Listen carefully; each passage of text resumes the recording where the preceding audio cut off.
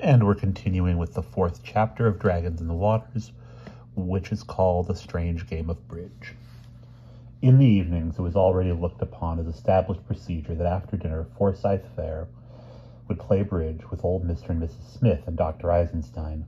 The first officer, Mynheer Lyle Boone, often stood behind one of them, kibitzing, though he refused to take a hand.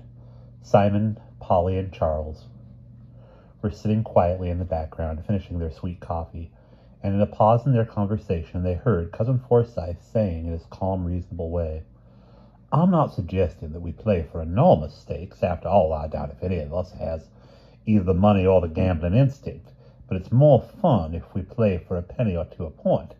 Gives a fillip to the game." Mr. Smith's old voice was slightly quavery. "I'm sorry, Mr. Fair, I do not play for money," Dr. Eisenstein said. "But for only a penny?" "Not even for a penny. I enjoy the game, but if you want to gamble, then ask one of the others." He cleared his throat, and his dewlap quivered, and he mumbled something about his religion forbidding any form of gambling. Mr. Fair looked pointedly at Mr. Smith's after-dinner drink of whiskey and soda. Dr. Eisenstein looked toward Dr. Wordsworth, who said sharply, "Sorry, I don't play bridge." Dr. Eisenstein looked at her in surprise, but did not pursue the matter. Dr. O'Keefe smiled. "I'm afraid I don't either. I've never had time for it." Mr. Theo, when questioned by Dr. Eisenstein, looked up from his book, shaking back his yellowish hair, which had a habit of falling across his face. "You would not like to play with me. I ace my partner's deuce, or whatever you call it. I am better off to stick with Romeo and Juliet."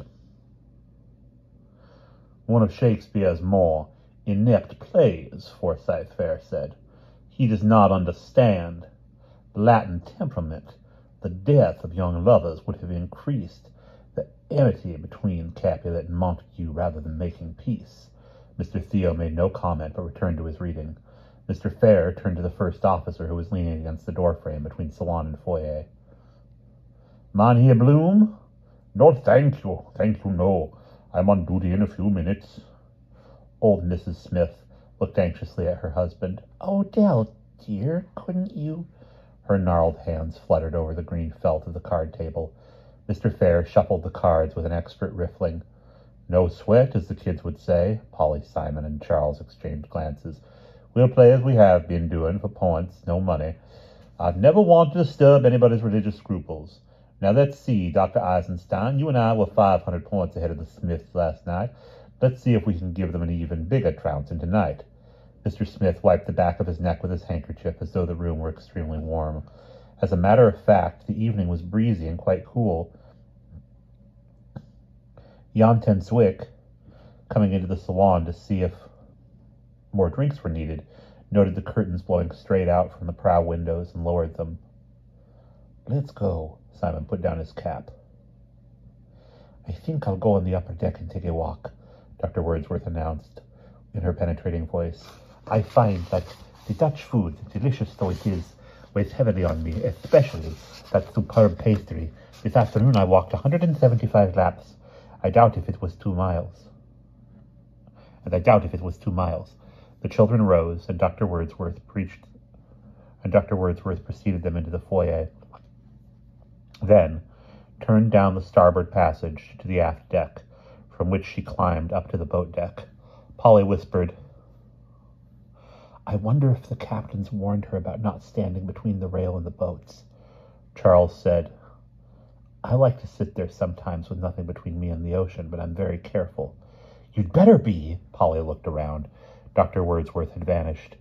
Geraldo was in the galley washing out the coffee pot, waiting until he could clear the after-dinner coffee cups and glasses and wash up and go to bed. He smiled and waved at them as they turned to go downstairs. "He's hardly any older than I am," Polly said. Simon said, "He's a lot older than you are." "Only 3 years." "I'm 12. Do you think Mother and Daddy would let me go to sea?" "I'm 12. Do you think Mother and Daddy would let me go to sea?" Charles said. "I'm the same age as Geraldo was when he started." "No." "Why not?" "Such things are beyond logic." She led the way down the stairs. Charles said, "What about Geraldo's parents?" We're affluent compared to Geraldo's family. He has a whole lot of brothers and sisters, and his parents were relieved when he got a job and they had one less mouth to feed. Listen, what was all that about?" "All what?" Simon asked crossly, still concentrating on the unwelcoming thought of Geraldo being more important to Polly than Simon. "Around the card table." "It was about bridge," Charles said reasonably, jumping over the high sill between passage and deck.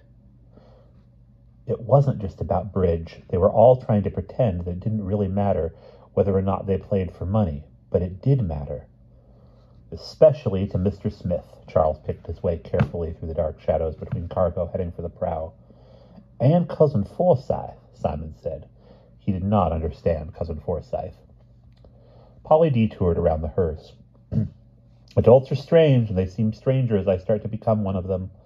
Simon seated himself on a keg. "I think it's stupid to play games for money, even if you have the money to spare. But Cousin Forsyth wasn't suggesting high stakes." It was all more important than it was. Polly leaned over the rail and looked at the slightly phosphorescent spume breaking over the prow of the Orion, which is what's so peculiar about it. Dr. Eisenstein would have liked Dr. Wordsworth to play, and Dr. Wordsworth wasn't having any of it, as though Cousin Forsyth had suggested they play $1,000 a point or something. Simon thought he knew why Dr. Wordsworth didn't want to play with Cousin Forsyth, and he wished he felt he could tell Polly and Charles about the conversation he had overheard. Polly continued, And Mynheer Boone wasn't about to play either. He sounded almost frightened at the idea, and I don't see why it would be that out of line for an officer to play cards with the passengers for a few minutes. Now, Daddy and Mr. Theo were casual about saying no. It really was just because they aren't much for card games. Charles leaned back against the rough paint of the rail. I like Mr. Theo, and thank heavens he said to call him Mr. Theo. I can never remember Theodo, whatever it is. Theotokopoulos, Polly said. I can remember it because it was El Greco's real name, and El Greco's my favorite painter in the world. You're a walking encyclopedia, Charles started automatically, then said, Sorry, Paul, I know you love El Greco. He stared up at the stars, at constellations in completely different positions from those in the sky above Benecide Island or Gaia. Those two professors are a funny combination. Dr. Wordsworth looks like a Spanish opera diva, and Dr. Eisenstein has sort of Norwegian hair with those brown-gray braids around the top of her head. She's got a very big nose for a Norwegian, Polly said. How do you know Norwegians don't have big noses? Polly settled herself in a more comfortable position. As we said, adults are peculiar. A voice called from the gangway. Simon! Simon! Simon sighed. Cousin Forsyth. Every time his hand is dummy at bridge, he decides he'd better be cousinly about me and send me to bed. He called, We'll be right in, sir, don't worry. We won't be more than 5 minutes. I'd prefer you to come now. Mr. Fair moved around boxes and bales, disappointed in the shadow of the hearse, or disappeared in the shadow of the hearse. All right, Simon rose. We'll come too. Polly stood up, shaking out the pleats of her skirt. I've got a book I want to finish. Here we are, Mr. Fair. You can go back to your game. Umar! Mr. Fair's dark form stiffened. What was that you said? What was what? Polly sounded over innocent. What you said just now, that word. All I said was we were coming, and you could go back to your game, and then I yawned. She grabbed Simon's wrist in a steel strong clamp. See you at breakfast, Simon. And that is the end of chapter 4.